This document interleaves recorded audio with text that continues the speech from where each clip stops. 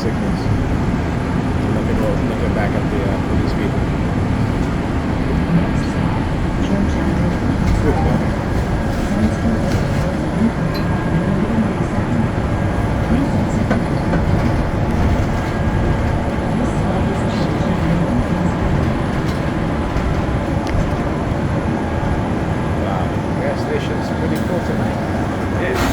I don't think I've ever seen this many cars in the gas station or for the license plate. That's what happened. LNW 3225. LNW 3253.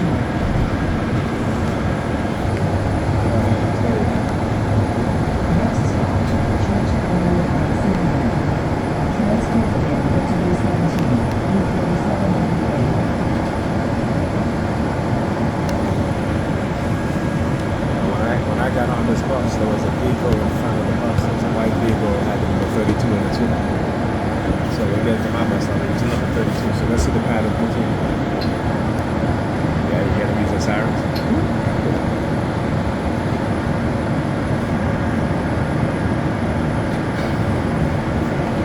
Oh yeah.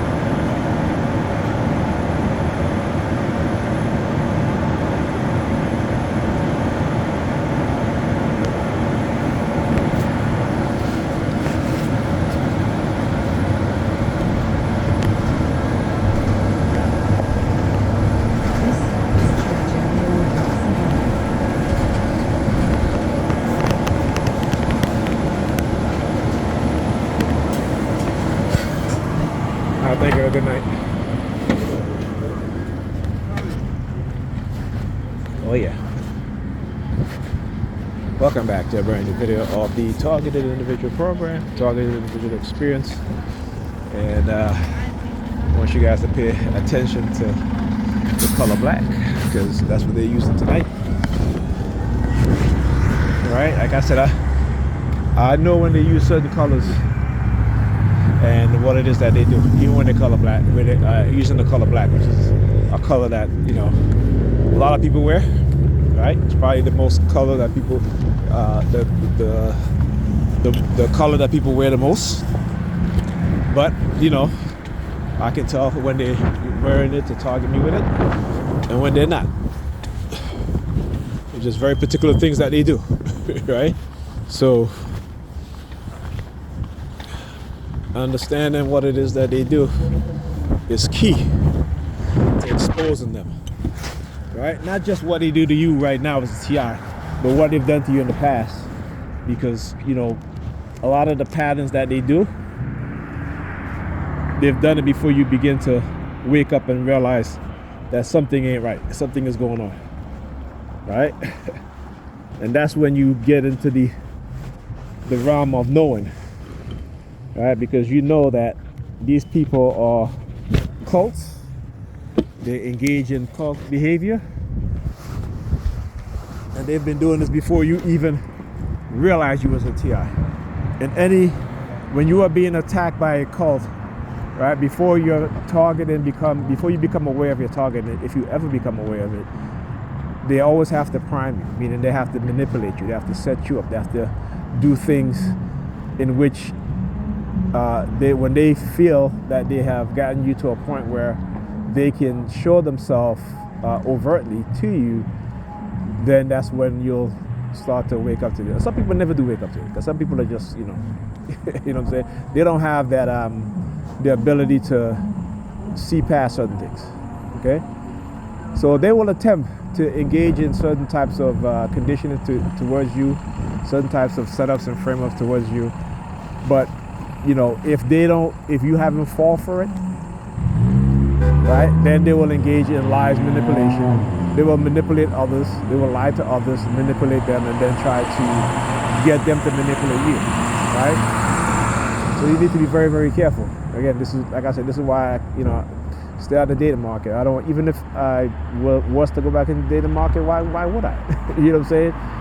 I mean, the way how these women minds are, it's not worth it.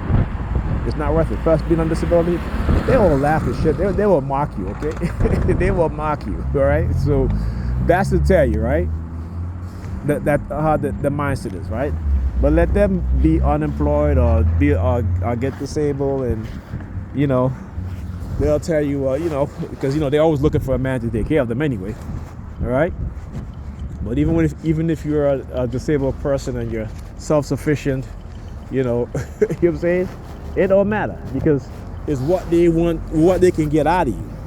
And they know if you're on disability, they can't get nothing out of you, right? You know what I'm saying? Other than the simple little gift that you might be able to buy them, you might be able to afford. That's about it. And that's why a lot of them end up, like I said, I was watching that brother, and he's talking about how these women are and their mindset and what it is that they do in their behavior. Because they got a lot of them believing that they're psychic. You're not psychic. You're being manipulated. You're being manipulated by what is called coercive persuasion programming and the use of technology. Right? And so if you start feeding into that, right, they will change your personality. They will create a highly narcissistic individual, right? Even a dark triad personality. So this you got to understand. And you got to realize what it is that they do and what's going on.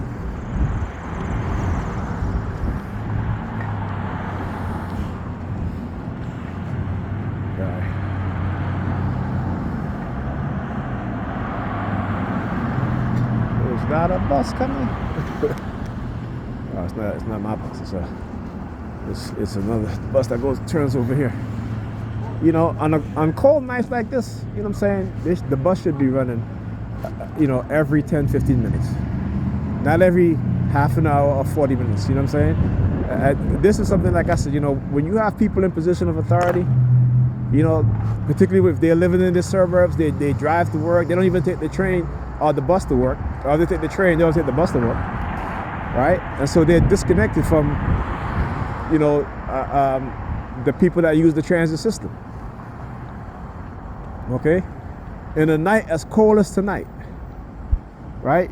You should not be waiting half an hour for a bus, because the bus stop is outdoor. It's not indoor, it's outdoor. Right, so to have us waiting this, for a long time for a bus is ridiculous. And I may have to go into the Burger King because it is too cold out here. I don't see another bus coming, so I'm gonna have to go into the the Burger King.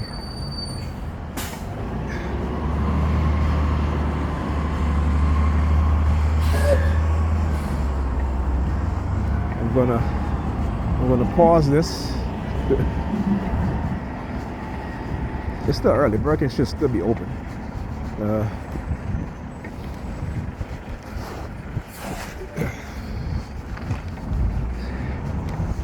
Usually if I'm and I should have worn my thermals.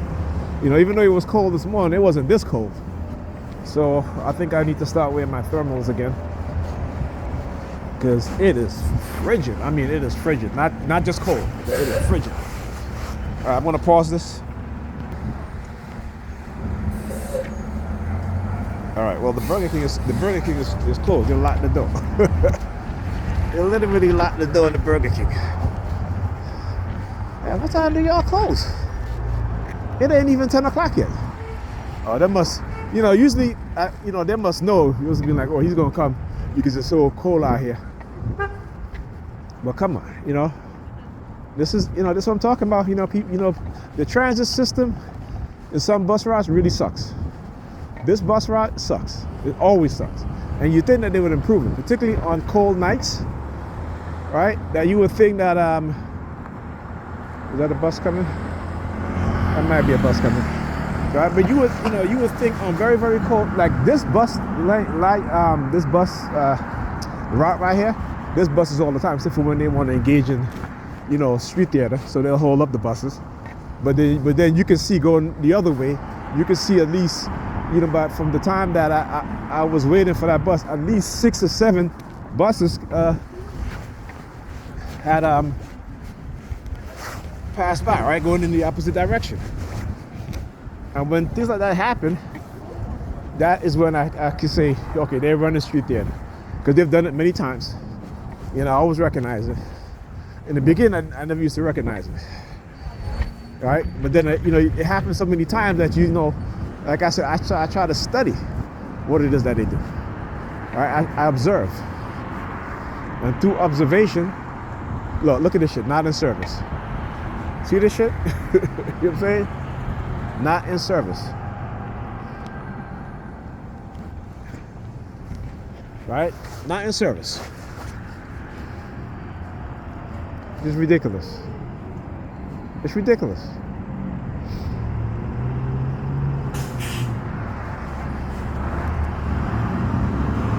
But that's what they do. So you tell me that, because what they're doing is that they're going to the last stop, which is the first going back the other way, right? So it's the last stop, but it's also the first stop going back the other way,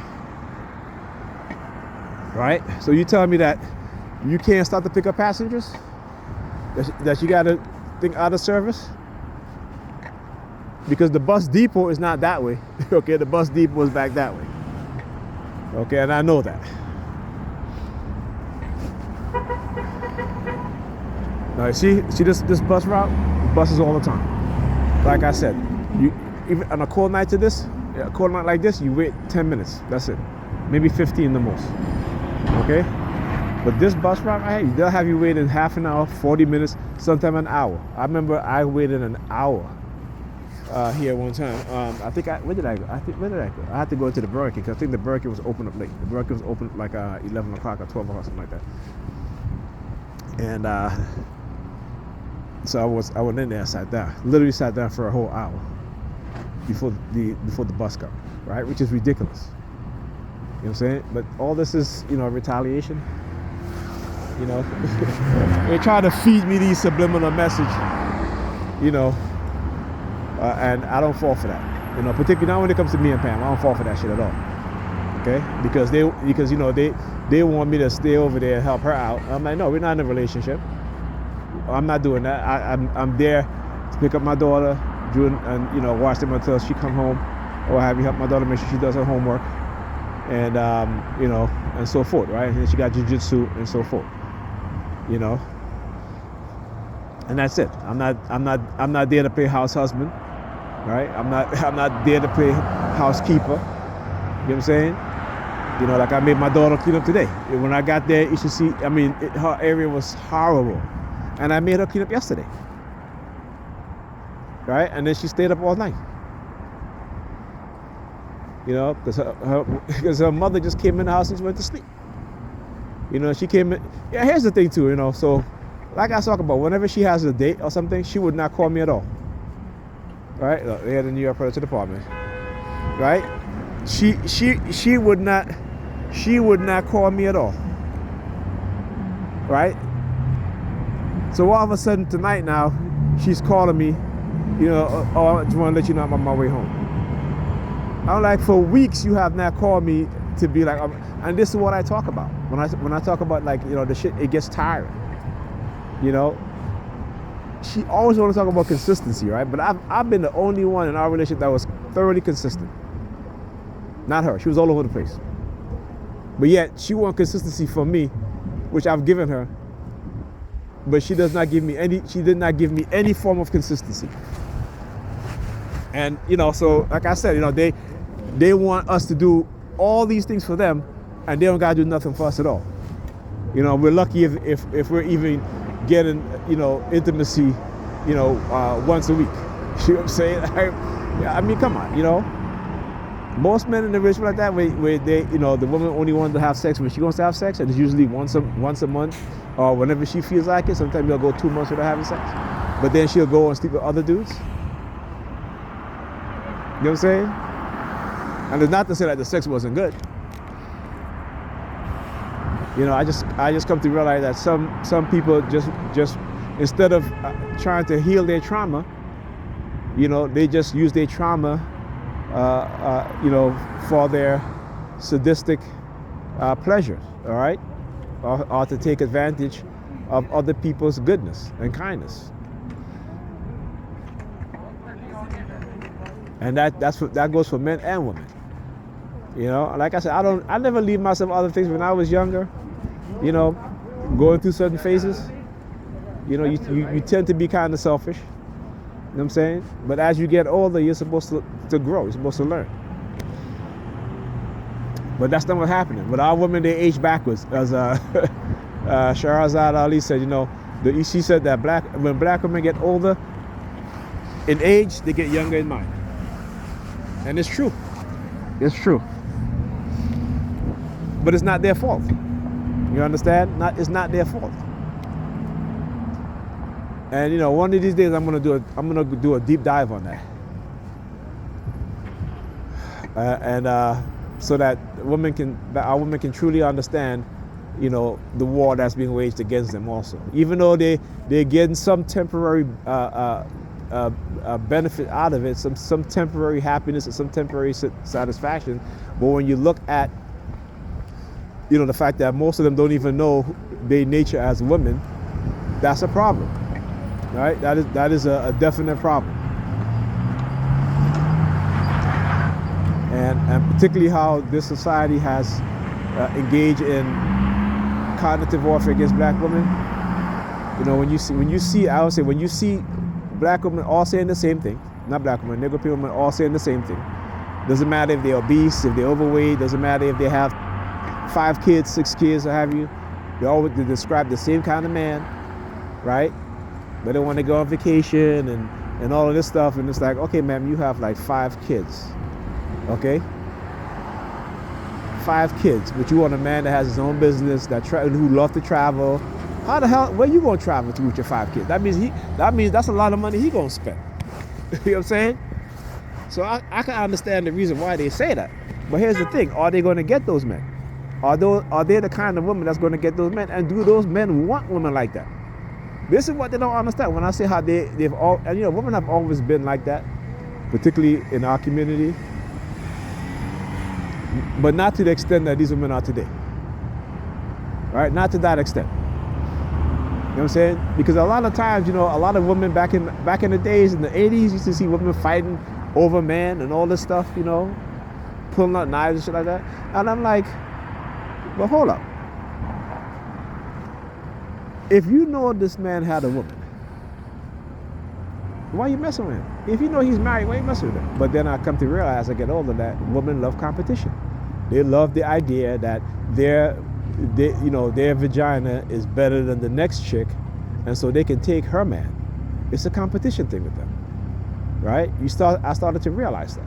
I started to realize that also that women, when they see a dude driving a nice car, right, that they will leave their man for that dude, even though that dude is telling them, listen, I don't want a relationship, I just want to have fun.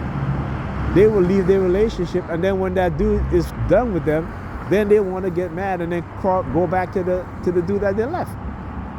And I'm like, don't take them back, man. Leave them. Don't take them back. Leave them. If they can leave you over a car, okay, I'm saying? Because the dude he might be driving a Mercedes Benz or a BMW. Hold on now, is that the number 32? Let me see. Okay. Right?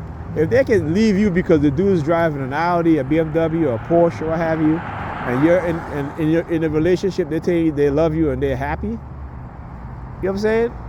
That's why, like I said, women cheat more than men. But women are not honest about cheating. But they don't need to be honest about cheating, because guess what? All you got to do is go look at the paternity fraud cases. Go look at it. Okay? And you will see how much women cheat, how much they lie, how much they manipulate. Okay? So like I said, even though they're not honest about cheating, you look at the fraternity fraud cases, you look at fraternity courts or what have you, and you'll see that the majority of women that go on these shows, they don't just bring one. The majority of them don't bring one man. It's multiple dudes, right? That are in question of being the father. Okay.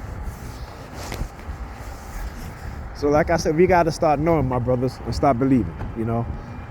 If our sisters are not aware of what's going on, how they're being manipulated, and how to them how they're being used, right? Like the woman I shared a video of a woman who, she knew that this man wasn't her child's father, right? She knew it was another man. And what did? She literally went and she took somebody's child, pretend that this child was her child, and this dude fathered the child. And this dude gave her upwards of over $7,000. Okay? This is how far a lot of these women will go. I'm telling you, and that's nothing compared to what some of them are doing to men who have money, right? You know what I'm saying? So you could imagine, and particularly against black men, they have weaponized them against us. And you have these dudes who are, might be well off, well to do, right? And they have become very narcissistic and dark in their personality traits. They know that these women out there, that they're highly sought after, and they're not going to settle. They're not going to settle. And that's what these women don't understand. So like I said, I can't blame these men. I have to blame the woman. Okay? Because if he's telling you he doesn't want a relationship, if he's telling you that I'm good or have such, and you decide to mess with him and you catch feelings because you think that you're going to change his mind, which again, a lot of women do. Hear the sirens? Right? A lot of women do think that they can change a man's mind, particularly when he's telling you the truth. Then you're foolish. Then you can't blame the man. You can't be upset about him. You got to be upset with yourself for not listening. Right? But some women would delude themselves into thinking they're in a relationship with a man who doesn't claim them. Oh, no, he's not your boyfriend. Did he claim you? Did he sat you down and say, hey, I want to be in a committed relationship? I'm not dating anybody else, or you dating anybody else? Those are the questions that I ask, right? Those are the questions that I ask before I get into any relationship, right? If I'm not asking you those questions, we're hanging out having fun, that's what it is. Kill yourself. Right? Don't make assumptions. But a lot of women make assumptions based off of their feelings, okay? So how do we change that? Because it's conditioning. And the lack of conditioning, I should say. So it's like both, right? It's conditioning and the lack of conditioning. Yeah, they must want me talking the whole damn night because ain't no bus coming. Look at this shit. Man, it is cold out here. All right, I got it. Let me check the bus schedule because I've been out here waiting for quite a while now. Okay, let's see.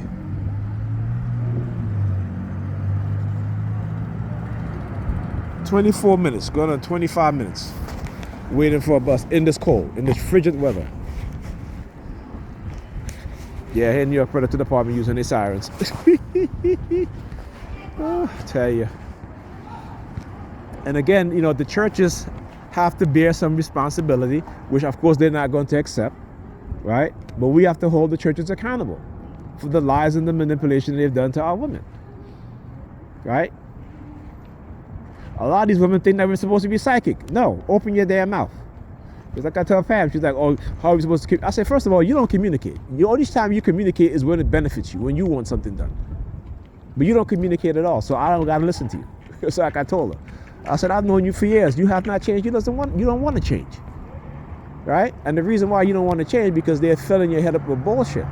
But when you look at your health, you're suffering more and more. And I told you, as you get older, if you don't take care of yourself, your health is going to get worse. Right? But, you know, she has that avoidant personality disorder where she'll avoid her own health. Like I tell her, I say, you need to stop being reactionary and be more proactive. Right? Be more proactive. Be preventative. Not reactionary. Not after the matter of fact.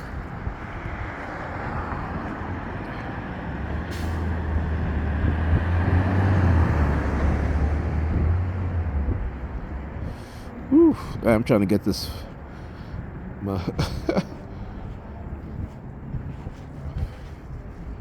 Jeez. Okay, I see another bus coming. Hopefully that's it. You know, I bought this glove, and it's supposed to be tactile, meaning that you can unlock your phone with it. And I don't know, maybe it's not fitting my hands right. But yeah, hopefully, let's see if that's the bus. All right. Well, like I said, on a cold night like this, we should not be waiting this long for a bus. No person in public who's waiting for transit when it's cold like this should be waiting no more than 10 minutes for a bus. Okay? Because it's ridiculous, and that is my bus. So there we go. You know what I'm saying? It's ridiculous. You know, they raise the bus fare and they give you the worst service. Right? So what are they doing with all that money? That's why, like I said, you know, when people, you know, they always talk about, the transit system losing too much money. Let me tell you, they hire contractors which will milk a job for 10 years and cost the city billions of dollars. No, go ahead. Thank you. Crown Heights Eastern Parkway. Again, requires to rise.